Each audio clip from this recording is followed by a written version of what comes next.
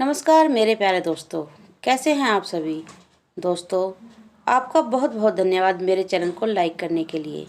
दोस्तों, आज फिर मैं एक नई कहानी लेकर आई हूँ जिसका टाइटल है कोटा की भूतिया हवेली। दोस्तों, ये भूतिया हवेली राजस्थान में है।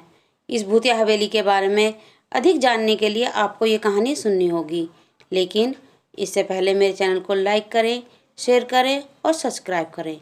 तो शुरू करते हैं ये कहानी। दोस्तों, ये हवेली राजा महाराजा के समय में बनाई हुई थी, लेकिन पिछले 18 सालों से इस हवेली में आज तक कोई भी रहने के लिए नहीं आया है। इच्छा होने पर भी इस हवेली में कोई भी नहीं रह पा रहा था, क्योंकि लोगों का कहना था कि इस हवेली में भूत प्रेत का साया है। जब अजीत सिंह को इस हवेली के बारे में पता चला तो उसने तय किया कि वो इस रहस्य को जानकर ही रहेगा, क्यों लोग इस हवेली में नहीं रह पा रहे हैं। मंदिर के पुजारी की प्रेत आत्मा, उसने मजबूत इच्छा शक्ति से हवेली में रहने की पूरी तैयारी कर ली। जब उसने हवेली के अंदर जाने के लिए पैर आगे बढ़ाए तो दरवाजे पे किसी अनजान व्यक्ति ने उसे रोक लिया और नज़दीक जाके बोले, कौन हो आप और किधर जा रहे हो। अजीत सिंह ने जवाब देने की बजाय उसने सामने सवाल किया, जी आप कौन। मेरा नाम अर्जुन सिंह है और मैं यहीं पास में ही रहता हूँ। अजीत सिंह ने कहा, ओहो अच्छा, मैंने सुना है कि यह एक भूतिया हवेली है और यहाँ कोई नहीं आ पाता है, इसलिए मैं इस हवेली में एक दिन रुकने का फैसला किया है। अर्जुन सिंह ने कहा, जी हाँ, आपने सही सुना है और आप भी अंदर मत जाइए। मेरी माने तो आप भी वापस लौट जाइए, यहाँ बहुत खतरा है। यह सुनकर अजीत सिंह खुश हो गया, जैसे उन्हें कोई लॉटरी लग गई हो। अर्जुन ने उसकी खुशी को देखकर बोला, आप क्यों खुश हो रहे हो। आपको तो भूतों का नाम सुनकर डर लगना चाहिए। शायद आपको पता नहीं होगा कि मैं भूत प्रेत में काफ़ी दिलचस्पी रखता हूँ। अगर इस हवेली में भूत है तो मैं अंदर ज़रूर जाऊँगा और सारी सच्चाई का पता भी लगाऊँगा।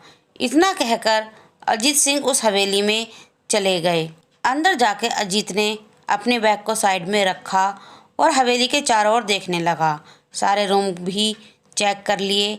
बाद में ड्राइंग रूम में आके सोफे पर बैठ गया।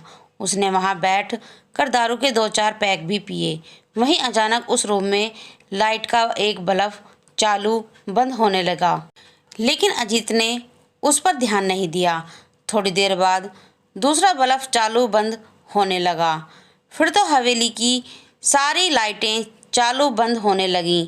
यह सब देखकर अजीत अपनी जगह पे खड़ा हो गया और संपूर्ण सावचेत हो गया। अचानक उसके सामने एक छोटा टेबल हवा में उड़ने लगा। करीबन 6 फुट हवा में ऊपर जाके गोल गोल घूमने लगा और बाद में अजीत की ओर तेजी से आने लगा। अजीत ने तुरंत ही अपनी जगह बदल दी और दूसरी ओर चला गया और टेबल वहीं जाके गिरा जहां अजीत खड़ा था। अजीत कुछ समझ पाता उतने में सोफे की सीट उसकी ओर आने लगी।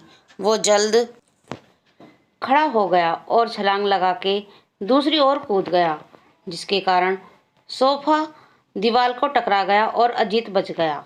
अचानक सब कुछ शांत हो गया। अजीत ने चारों ओर सतर्कता से देखा और बड़ी आवाज में बोला, जो भी हो सामने आकर बात करो। वही एक बड़ी परछाई उसके सामने आई। अजीत ने उस परछाई को देखकर बोला, कौन हो तुम और क्यों मुझे मारना चाहते हो। परछाई, तुम्हारी भूल के कारण। अजीत, मेरी भूल? मैंने कौन सी भूल की। परछाई, इस हवेली में आने की भूल। मैं किसी को भी इस हवेली में खुश नहीं देख सकता। अजीत, लेकिन क्यों। उस परछाई ने जवाब दिया, आज से 18 साल पहले इस हवेली के मालिक ने मुझे यहीं पे मार डाला था। मेरी कोई गलती भी नहीं थी। इसी कारण की वजह से मेरी आत्मा इस हवेली में भटकती रहती है। मैं किसी को भी इस हवेली में नहीं रहने दूंगा, क्योंकि इस हवेली में मेरा खून हुआ था। इस हवेली में जो भी रहने के लिए आएगा उसकी मौत होगी। अजीत ने कहा, मैं तुम्हें अपने असली रूप में देखना चाहता हूँ। तुम्हें मारने से पहले मैं तेरी ये इच्छा अवश्य पूरी करूँगा। और उस परछाई ने एक भयानक दरमियाना रूप ले लिया। उसका चेहरा इतना भयानक था कि अजीत भी एक क्षण के लिए डर गया, लेकिन दूसरे ही क्षण में उसने अपने आप को काबू कर लिया। बाद में इसने अपनी जेब से एक सफ़ेद पाउडर निकाला और उस भूत के ऊपर फेंक दिया। भूत के ऊपर पाउडर पड़ते ही वो जलने लग गया। बड़ी बड़ी ज्वाला उठने लगी। वो बहुत ज़ोर ज़ोर से चिल्लाने लगा और बाद में पूरी तरह से जल गया। उसके बाद अजीत ने चैन से सांस ली और वहीं पर सो गया। दूसरे दिन सुबह जब अजीत को सही सलामत हवेली से बाहर आते देखा, अर्जुन को आश्चर्य हुआ। अर्जुन ने अजीत से पूछा, तुम कैसे जिंदा हो?